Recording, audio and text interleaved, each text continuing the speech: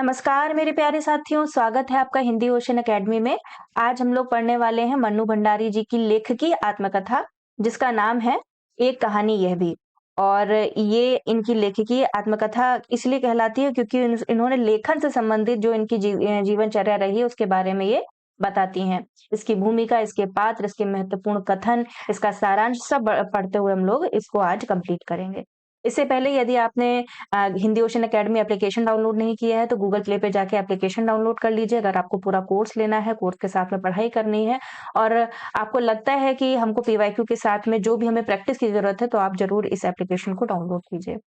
Hindi ocean academy की तरफ से आपको लेटेस्ट नोट्स प्रोवाइड किए जाते हैं। यदि आपने ये नोट्स अभी तक नहीं ली हैं, तो इन नोट्स को ज़रूर लीजिए और इसके साथ में अपनी तैयारी शुरू कीजिए। और मैं शत प्रतिशत कहती हूँ, इसकी मदद से आपको बहुत सारी हेल्प होने वाली है परीक्षा के दृष्टिकोण से। इसमें इकाई 1 से लेके इकाई तक संपूर्ण टेक्सचुअल नोट्स के साथ में आपको दिया गया है। साथ ही अगर कुछ भी परेशानी है, तो आप 7209973250 नंबर पर व्हाट्सएप कर सकते हैं। तो चलिए शुरू करते हैं मन्नू भंडारी जी की लेखकी आत्मकथा को पढ़ना, जिसका नाम है एक कहानी यह भी। सभी को पता होगा कि मन्नू भंडारी जी का जन्म सन 1931 ईस्वी में एमपी में, मध्य प्रदेश में हुआ था। मन्नू भंडारी जी का पूरा नाम महेंद्र कुमारी था। तो 2-3 प्रश्न यहाँ से बनते हैं। जन्म इनका होता है 1931 में, महेंद्र कुमारी इनका पूरा नाम है और मध्य प्रदेश में इनका जन्म हुआ था। सन 2007 में प्रकाशित एक कहानी यह भी इनकी आत्मकथात्मक पुस्तक है। तो याद रखिएगा, एक कहानी यह भी का प्रकाशन वर्ष क्या है, तो 2007 है। ठीक है? तो आत्मकथात्मक पुस्तक है इनकी, जिससे इन्होंने अपनी लेखकीय आत्मकथा कहा है। जब आप भूमिका पढ़ेंगे तो आप इसमें देखेंगे कि ये अपनी इस पुस्तक को लेखकीय आत्मकथा कहती हैं। मनु जी ने इस आत्मकथा में जीवन के कुछ अनुभवों को अभिव्यक्त किया है। राजेंद्र यादव इनके पति थे, आप सभी को पता है, और इनके बारे में भी कुछ-कुछ बातें इन्होंने इस पुस्तक में बताई हैं। मनु जी ने जीवन के कुछ निजी पलों को इसमें शब्दबद्ध किया है। इसमें बचपन की यादें, युवावस्था, अपनी लेखन यात्रा तथा वैवाहिक जीवन के संदर्भों को प्रस्तुत किया है। तो बहुत सारी बातें आती हैं। बचपन की यादें हैं, युवावस्था की समय की हैं, अपनी लेखकीय जो इनकी यात्रा रही है उसके बारे में चर्चा करते हुए वैवाहिक जीवन की ओर आगे बढ़ती हैं और इस आत्मकथा को लिखती हैं। यह मन्नू जी की आत्मकथा ही है, किंतु स्वयं लेखिका ने इसे आत्मकथा नहीं, जीवन का एक अंग स्वीकार किया है। अपने संघर्षों को जब लेखक तटस्थ होकर निर्भीकता के साथ समीक्षा करे, तो जो रचना बनती है उसे हम कह सकते हैं एक कहानी यह भी। इस आत्मकथा में मनु जी ने जीवन स्थितियों के साथ-साथ उनके दौर की कई साहित्यिक, सामाजिक और राजनीतिक परिस्थितियों पर भी रोशनी डाली है। तो इन्होंने साहित्यिक, सामाजिक, राजनीतिक, लेखकीय परिवेश में लिखकर में जो जीवन इन्होंने जिया है, उसके बारे में चर्चा करती हैं इस पुस्तक के माध्यम से। मनु भंडारी जी 5 भाई-बहन थे, वेरी इंपॉर्टेंट, याद रखिएगा 5 भाई-बहन थे ये, और जिसमें से जो मनु जी थी वो सबसे छोटी थी। ठीक है? साहित्य से इनका परिचय कांग्रेस नेता जीतमल लुड़िये के माध्यम से हुआ था। तो साहित्य में इनका परिचय सबसे पहले कांग्रेसी नेता जो जीतमल थे, उनके परिचय के कारण हुआ था। इन्हें जैनेंद्र की रचनाएँ, भगवती बाबू का चित्रलेखा और अज्ञे जी की रचनाएँ पसंद थीं। इनके पिता प्रिय लेखक यशपाल थे। याद रखिएगा, इनके जो प्रिय लेखक थे वो यशपाल थे, जिन्होंने झूठा सच लिखी है। मनु भंडारी भाषा विज्ञान और काव्य शास्त्र में कमजोर थीं और ज्यादातर बच्चे इसमें कमजोर होते भी हैं। उनकी पहली कहानी मैं हार गई, मैं हार गई इनकी पहली कहानी है और 1957 ईस्वी के अधिवेशन में शामिल हुई थी, इनका राजेंद्र यादव से विवाह हुआ था। ठीक है, 1957 में ये अधिवेशन में शामिल हुई थी, उसके पश्चात उनका विवाह हुआ था राजेंद्र यादव से, और इनकी पुत्री का नाम टिंकू रचना है। ये याद रखिएगा, टिंकू घर का नाम है और जो रचना है वो स्कूल का नाम है। अब मन्नू भंडारी के पिता से जुड़ी कहानी बताती हैं। सबसे पहले जब आप पेज पलटते हैं तो आप देखते हैं कि इंदौर में रहते थे, बाद में अजमेर राजस्थान के ब्रह्मपुरी में रहने लगे। कांग्रेसी एवं समाज सुधारक थे इनके पिता। तो पहले ये इंदौर में रहते थे, फिर बाद में ये ब्रह्मपुरी कॉलोनी राजस्थान में चले गए थे। विद्यार्थियों को वो अपने थे, वे शकी स्वभाव के थे। विद्यार्थियों को वो बहुत अपना समझते थे और शकी स्वभाव के थे थोड़े इनके पिता। पति राजेंद्र यादव से संबंधित जुड़ी कहानी में बताती हैं कि राजेंद्र यादव से उनकी पहली मुलाकात Savitri girls high school Ajmer के पुस्तकालय में हुई थी। तो कहाँ हुई थी इनके पति से मुलाकात? Savitri girls high school Ajmer. 22 नवंबर को उनका विवाह हुआ था। याद रखिएगा डेट भी, क्योंकि इसमें डेट भी बताती हैं। 22 नवंबर को उनका विवाह हुआ। 35 वर्षों के बाद में उनका विवाह विच्छेद हो गया था। क्यों हो गया था? इसमें भी इस अपनी कहानी को बताती है। विवाह से संबंधित जो जुड़ी की कहानी है, वो उसमें बताती है। शीला अग्रवाल ये कौन है? ये इनकी अजमेर की प्राध्यापिका रही हैं। Ajmer college, Savitri girls college Ajmer में हिंदी की प्राध्यापिका थी शीला अग्रवाल। चलिए, एक स्पष्टीकरण के नाम से अपनी भूमिका लिखती हैं इस किताब की। सबसे पहले क्या लिखती हैं कि आज तक ये पूछा जा चुका है, इम्पोर्टेंट है ये लाइन, आज तक मैं दूसरों की ज़िंदगी पर आधारित कहानियाँ ही रचती आई थी, पर इस बार मैंने अपनी कहानी लिखने की जुर्रत की है। है तो यह ज़रूरत ही, क्योंकि हर कथाकार अपनी रचनाओं में भी दूसरों के बहाने से कहीं न कहीं अपनी ज़िंदगी के अपने अनुभव के टुकड़े ही तो बिखेरता रहता है। सही बात कही है ना? कि जो हम महसूस करेंगे, वही तो हम लेखन शैली में आएगा। जो हमारे आस-पास का वातावरण होगा, उसी के बहाने से तो हम अपनी लेखकीय रचना को निरंतरता देंगे। कहीं उसके विचार और विश्वास गुँथे हुए हैं, तो कहीं उसके उल्लास और अवसाद के क्षण, कहीं उसके सपने और उसकी आकांक्षाएँ अंकित हैं, तो कहीं धिक्कार और प्रताड़ना के उद्गार। इतना सब जानने, महसूसने के बावजूद अगर मैंने इसे लिखा तो केवल इसलिए कि दूसरों की कहानियाँ रचते समय मुझे अपनी कल्पना की उड़ान के लिए पूरी छूट रहती थी। क्या कहती हैं कि दूसरों की कहानियाँ लिखते समय तो पूरी कल्पना की छूट रहती थी, उसमें आप कल्पना का मिश्रण भी कर सकती हैं। लेकिन आगे क्या बताती हैं, जिसके चलते-चलते मैं उनकी ज़िंदगी से जुड़ी घटनाओं को जितना चाहती, काटती-छाँटती, बदलती, बढ़ाती रहती थी। क्योंकि उस समय मेरा लक्ष्य ना सामने वाला व्यक्ति रहता था, ना उसकी ज़िंदगी की किसी घटना या अनुभव को उकेरना। मतलब यहाँ पे इस पैराग्राफ में वो यही बताती हैं कि दूसरों की ज़िंदगी अगर चाहें तो कल्पना का समावेश भी कर सकती हैं, जितना चाहें उनको अपने मन मर्ज़ी के अनुसार काट सकती हैं, छाँट सकती हैं, बदल सकती हैं, बढ़ा सकती हैं। ठीक है? क्योंकि सामने वाले व्यक्ति से तो इनको इतना प्रभाव नहीं पड़ता था। वह तो सब मेरे लिए निमित्त मात्र रहता था, जिसे माध्यम बनाकर मैं हमेशा उसके अनुभव को सीमित दायरे से निकालकर किसी व्यापक संदर्भ के साथ जोड़ने की कोशिश करती थी, ताकि उसके अनुभव के साथ अनेक दूसरे भी तादाद में स्थापित कर सके, यानी वह सबका अनुभव बन सके। पर अपनी कहानी लिखते समय सबसे पहले तो मुझे अपनी कल्पना के परिही कतर के एक ओर सरका देने पड़े। क्या कहती हैं कि कल्पना के जो पर थे मेरे वो एक ओर सरका देने पड़े, क्योंकि जो मैं थी वास्तविकता मैंने इसमें लिख दी है। क्योंकि यहाँ तो निमित्त भी मैं ही थी और लक्ष्य भी मैं ही। यहाँ ना किसी के साथ तादाद में स्थापित करने की अपेक्षा थी, ना संभावना। यह शुद्ध मेरी ही कहानी है और इसे मेरा ही रहना था, इसीलिए ना कुछ बदलने-बढ़ाने की आवश्यकता थी, ना काटने-छाँटने की। क्या कहती हैं कि ये मेरी ही शुद्ध कहानी थी, इसी वजह से ना इसको बदलने की आवश्यकता थी, ना इसको काटने-छाँटने की।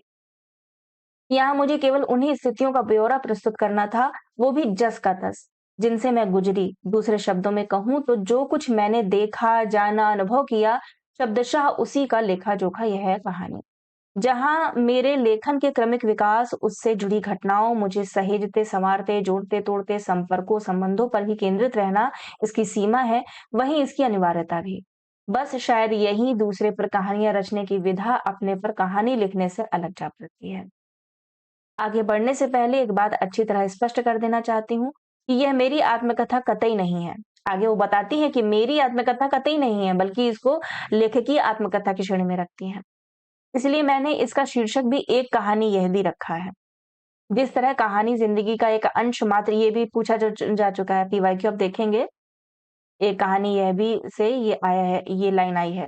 जिस तरह कहानी ज़िंदगी का एक अंश मात्र ही होती है, एक पक्ष, एक पहलू, उसी तरह यह भी मेरी कहानी का एक टुकड़ा मात्र ही है, जो मुख्यतः मेरे लेखकीय व्यक्तित्व और मेरी लेखन यात्रा पर केंद्रित है। बचपन और किशोरावस्था के मेरे संपर्क संबंध जिसमें माँ-पिता, भाई-बहन, मित्र, अध्यापक आदि हैं और वह परिवेश तो है ही, जिसमें मेरे लेखकीय व्यक्तित्व की नींव पड़ी थी। होश संभालने के बाद जिन पिता से मेरी कभी नहीं बनी उम्र के इस प्रौढ़ापन में पीछे मुड़कर देखती हूँ तो आश्चर्य होता है, बल्कि कहूँ कि अविश्वसनीय लगता है कि आज अपनी अच्छाइयों और बुराइयों के साथ मैं जो भी हूँ, जैसी भी हूँ, उसका बहुत सा अंश विरासत के रूप में शायद मुझे पिता से ही मिला है। क्योंकि इनके पिता भी लेखक थे।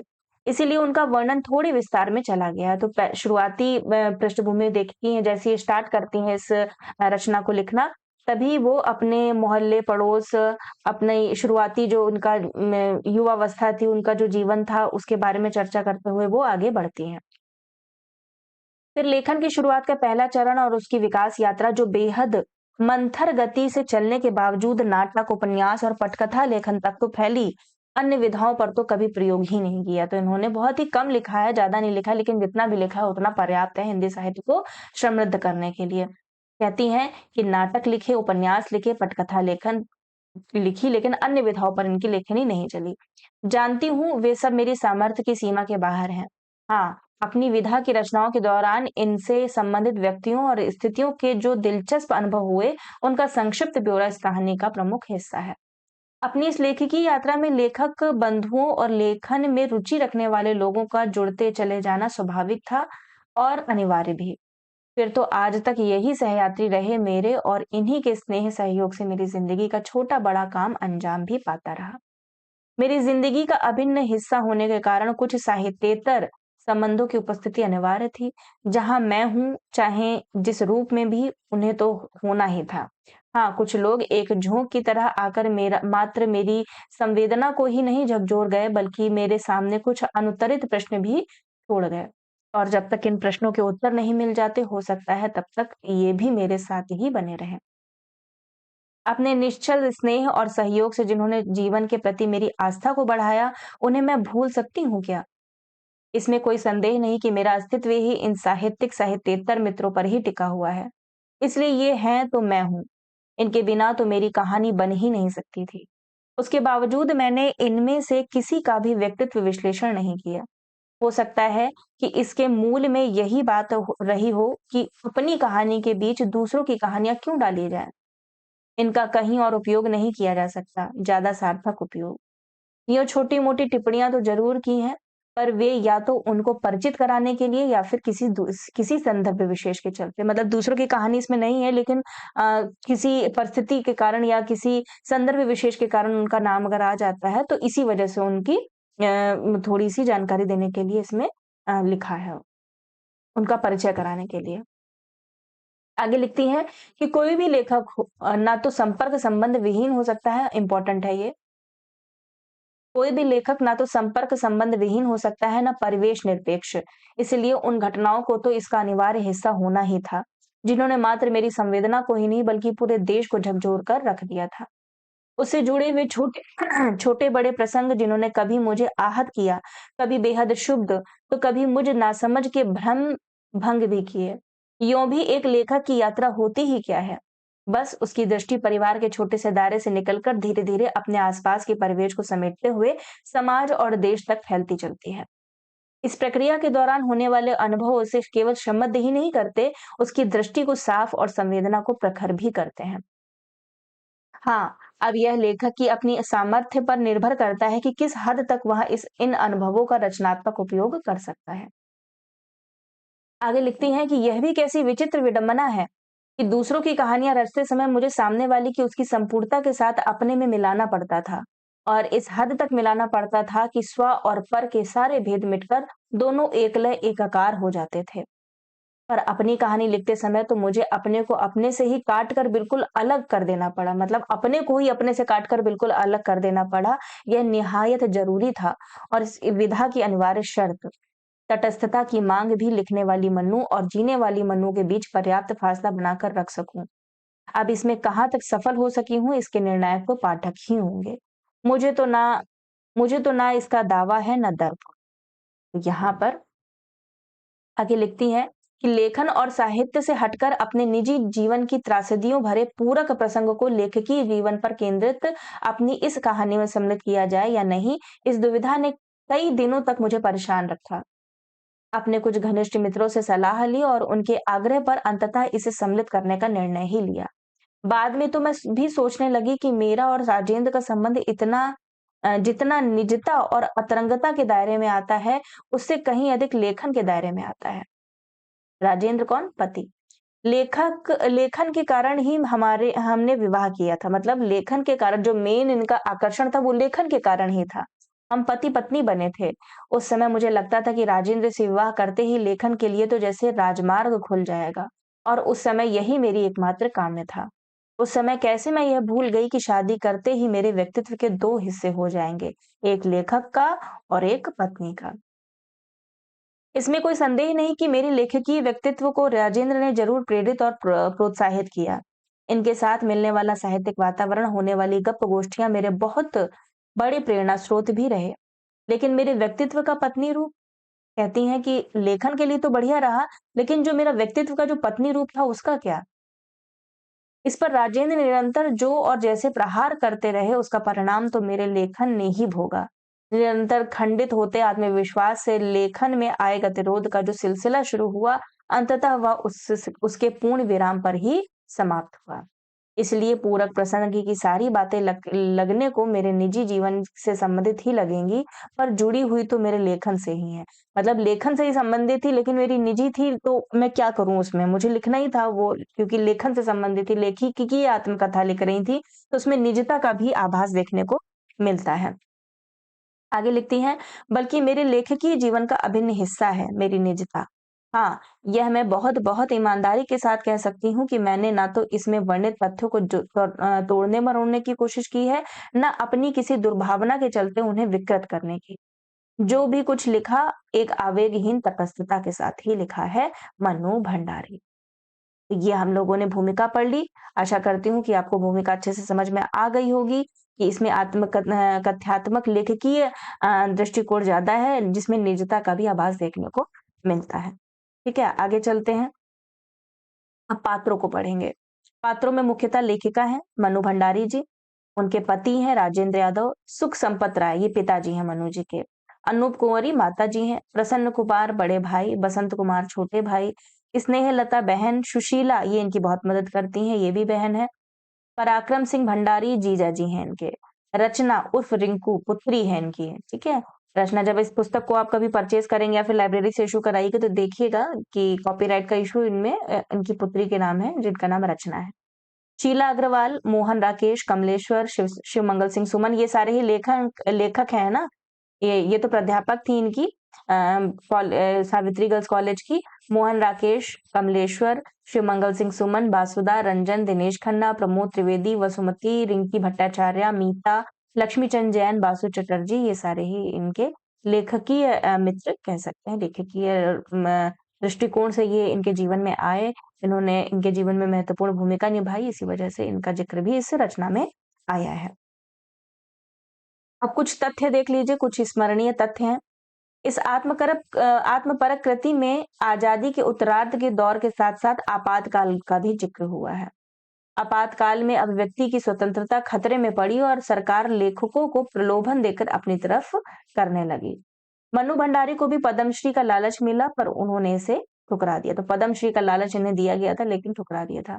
मन्नू एक इंच मुस्कान को पूर्णतः अपनी कृति बताती है। ये बहुत ही रोचक किस्सा मुझे लगा था जब मैंने इस किताब को पढ़ा था। बताती हैं कि पूरा मैंने ही लिखा था। राजेंद्र ने तो कुछ थोड़ा बहुत योगदान, अगर 95% मेरा योगदान था तो 5% राजेंद्र यादव का रहा होगा। लेकिन एक तरीके से ये सह-लेखन की किताब हम लोग जानते हैं, लेकिन एक कहानी यह भी मैं बताती कि पूर्णतः मेरी कृति थी। इसमें राजेंद्र यादव का योगदान नाम मात्र था।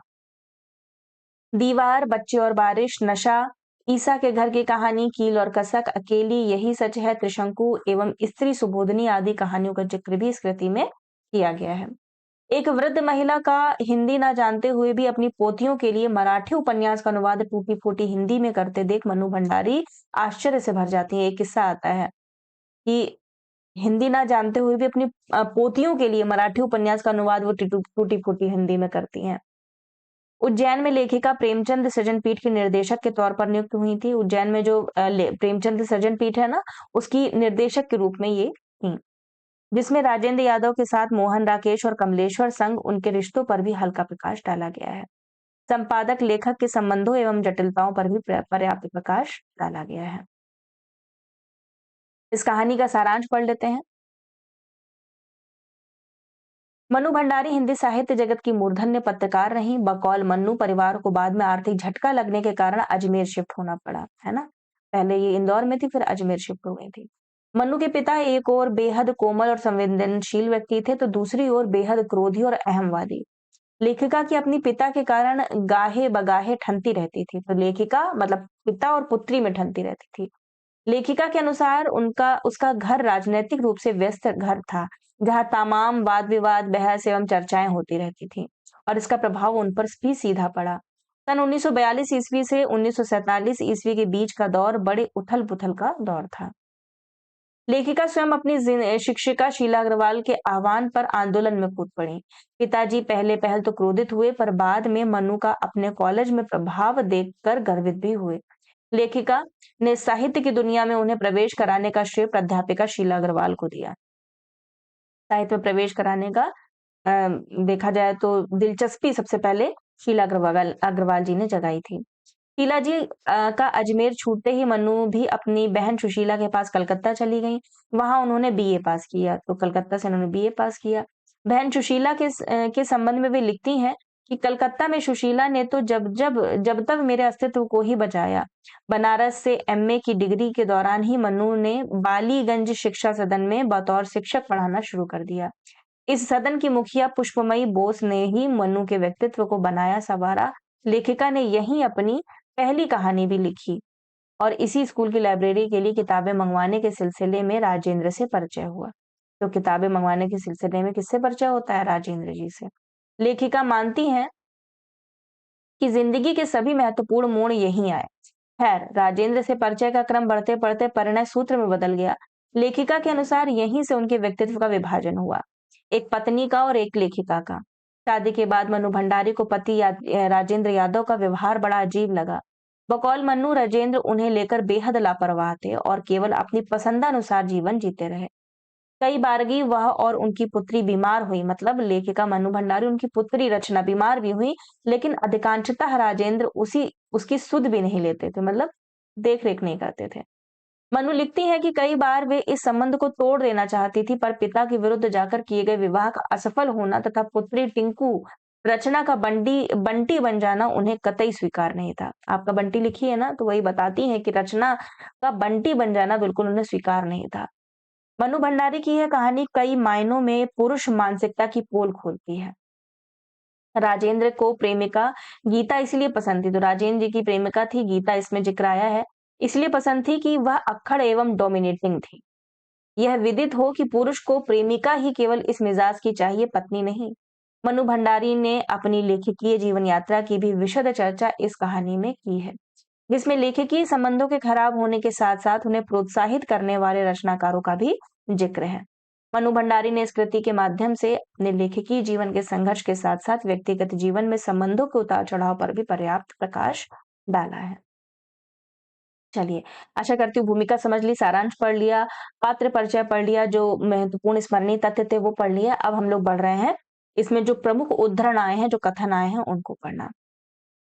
पहला कथन है कि समय का प्रवाह भले ही हमें विपरीत दिशाओं में बहा कर ले जाए, स्थितियों का दबाव भले ही हमारा रूप बदल दे, हमें पूरी तरह उससे मुक्त तो नहीं कर सकता। Very important. अगला है, उन बेहद अपमानजनक स्थितियों का ब्यौरा प्रस्तुत करना सबके बीच अपने को नंगा करके खड़ा करने जैसा ही था और कम कठिन काम नहीं था यह मेरे लिए। जब तक मैंने राजेंद्र को अपने से पूरी तरह मुक्त नहीं कर दिया, शायद वे मुझे एक नुकसान की तरह ढोते भुगतते रहे। मेरी कम से कम एक दर्जन आरंभिक कहानियों के पात्र इसी मोहल्ले के हैं, ब्रह्मपुरी मोहल्ले के ही हैं, बताती हैं। वे मेरी कहानियों को सुनते, उन पर सलाह सुझाव भी देते, कुछ बातें मेरे गले उतरती, पर अधिकतर को पचा पाना मेरे बूते के बाहर होता। मेरी कहानियां होती थी सीधी, सहज और पारदर्शी, और राजेंद्र के सुझाव होते थे पेचदार और गुटुल, बिल्कुल उनके व्यक्तित्व की तरह। क्या कहती हैं कि मेरे जो कहानियां होती थी वो सीधी होती थी, स्पष्ट होती है। आपका बंटी आप पढ़ेंगे, कहानी ये भी पढ़ेंगे, जितनी भी रचनाएं, त्रिशंकु मैंने पढ़ी है, इनकी 2-3 रचनाएं पढ़ी हैं, और बहुत ही स्पष्ट रूप से लिखती हैं, आसानी से समझ आने वाली होती हैं। लेकिन वहीं पति राजेंद्र के बारे में लिखते हुए कहती हैं कि जो उनकी कहानियां होती थी या फिर जो उनकी रचनाएं होती थी वो ज्यादातर सुझाव वाले होते थे, पेचदार होते थे, गुटुल होते थे, बिल्कुल जैसे उनका व्यक्तित्व है उसी की तरह। देखो, छत जरूर हमारी एक होगी, लेकिन जिंदगियां अपनी अपनी होंगी। कौन कहता है ये वाक्य? एक पति कहते हैं राजेंद्र यादव अपनी पत्नी मनु जी से। एक दूसरे की जिंदगी में हस्तक्षेप किए बिल्कुल स्वतंत्र और मुक्त और अलग। क्या कहते हैं कि छत जरूर हमारी एक होगी, लेकिन जिंदगियां अपनी अपनी अलग अलग होंगी। अगला कथन है, बार बार मन में यही उठता कि क्यों नहीं मैं इन समानांतर जिंदगियों की छतें भी समानांतर करके पहले वाली जिंदगी में लौट जाऊं। अपने प्रति हजार हजार धिक्कार उठने के बावजूद मैं ऐसा कोई निर्णय नहीं ले पाती। अगला है, समय और स्थितियों ने जिन घावों पर पपड़ियां जमा दी थी, उन्हें यदि कोई खुरचे तो खुरचे घावों से तो केवल मवाद ही बहेगा। इंपॉर्टेंट। अगला है, हर कथाकार अपनी रचनाओं में भी दूसरों के बहाने से कहीं न कहीं अपनी की ज़िंदगी के, अपने अनुभव के टुकड़े ही तो बिखेरता रहता है। ये भूमिका में हम लोगों ने पढ़ा था। अगला है, प्यार का विस्तार ही तो अधिकार है, प्यार की परिपूर्णता ही तो समर्पण। इनसे परहेज करके क्या प्यार किया जा सकता है? और आज का अंतिम, कहाँ रखा है पैसे में वह संतोष, वह सुखद अनुभूति जो कुछ भी रचते समय अपने भीतर से जागती है। इम्पोर्टेंट। तो ये हमने पढ़ लिया मन्नू भंडारी जी की आत्मकथा एक कहानी यह भी। तो आपको कैसी लगी आप लोग ज़रूर बताइएगा। आपको क्लासेस समझ में आ रही हैं, ये भी प्लीज़ कमेंट ज़रूर किया कीजिए और वीडियो को ज़्यादा से ज़्यादा शेयर कीजिए, लाइक कीजिए और चैनल को अभी तक सब्सक्राइब नहीं किया तो चैनल को सब्सक्राइब कर लीजिए और प्ले स्टोर में जाकर के अगर आपको पूरा कोर्स लेना है तो कोर्स भी आप ले सकते हैं। कोई परेशानी हो तो ये नंबर दिया हुआ है, इस नंबर पे आप व्हाट्सएप या कॉल कर सकते हैं। मिलते हैं एक और अगली रचना के साथ में, तब तक सभी का आभार एवं धन्यवाद।